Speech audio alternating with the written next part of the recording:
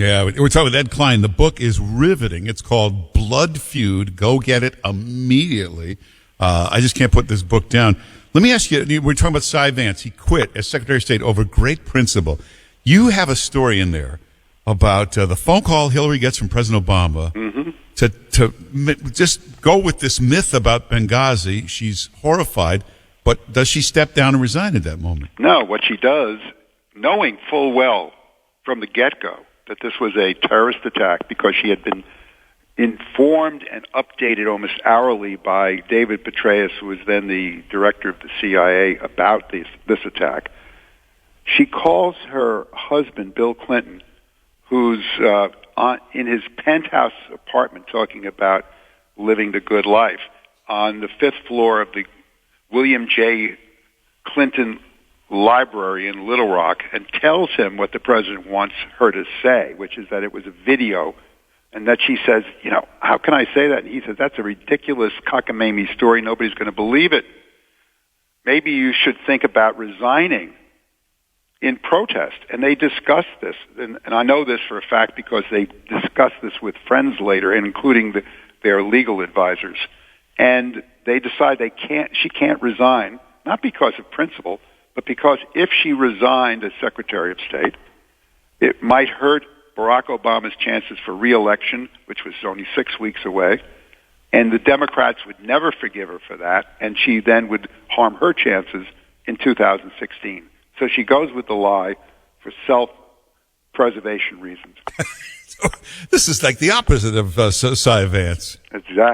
It is the opposite. You couldn't be more right. Hey, Ed Klein, let me ask you something. This is not in the book, but this is what I've been asking people that know the Clintons to figure this out for me.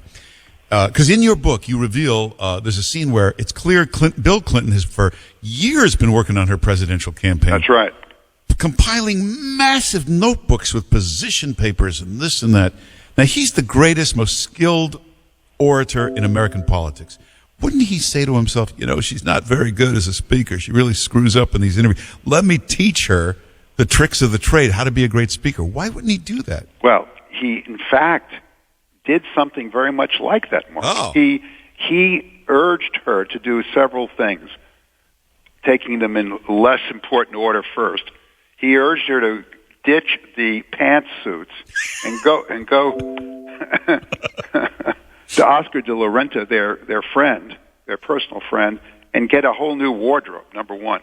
Number two, he urged her to lose some weight, do something about her the bags under her eyes, meaning plastic surgery, and get into shape. And then three, getting to your very point, he urged her to go hire a speech therapist, because even she admits that when she talks, she gets very shrill.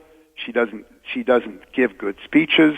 She doesn't know how to orate, and yet she didn't do any of those things. So she's still sashaying around in the same old pantsuits.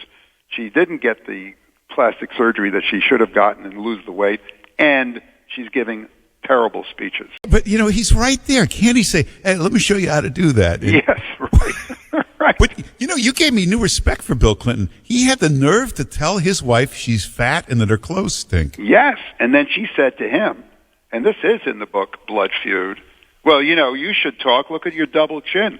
And Bill, on his next trip to Los Angeles, had a chin lift. You'll see it in pictures of him. Yeah. I've actually learned a lot and improved as a speaker from some of the things I've studied from him, just from watching him. Now, she lives with the guy. If she hasn't got the sense to ask him for some tips and help. Well, their arrogance is the hallmark of liberals. Arrogance and self-righteousness.